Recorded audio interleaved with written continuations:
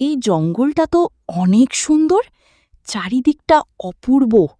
মনে হচ্ছে এখানেই থেকে যাই, কিন্তু সবার আগে এই জঙ্গলের রাজার সাথে দেখা করতে হবে। বানর ভাই, তুমি কি এই জঙ্গলেই থাকো? আমি অনেক দূর থেকে আসতেছি, তোমাদের এই জঙ্গলে একটু থাকতে দেবে? কেন দিব না টুনি, অবশ্যই দিব, কিন্তু তার আগে আমাদের রাজার সাথে তোমার কথা বলতে হবে। তাহলে চলো, এক্ষুনি যাই তোমাদের মহারাজের সাথে কথা বলতে। কি বানর, তোমার সাথে ও কে? আমার জঙ্গলে নতুন মনে হচ্ছে। কি চায়? মহারাজ, বড় বিপদে পড়ে আপনার কাছে এসেছি। শুনেছি আপনি নাকি অনেক দয়ালু রাজা, তো দয়া করুন।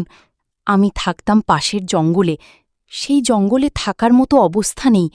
কাঠুরিয়া সব গাছ কেটে নিয়ে চলে যাচ্ছে, তাই আমি আপনার জঙ্গলে থাকতে এসেছি। দয়া করে থাকতে দিন।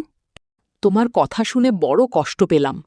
মানুষজন এতটাই খারাপ, বনের পশু পাখি থাকার জায়গাটাও নষ্ট করে দেয়।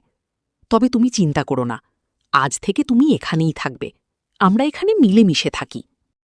টুনি পাখিটা বেশ সুন্দর দেখতে, এই পাখিটাকে বুদ্ধি করে খেতেই হবে।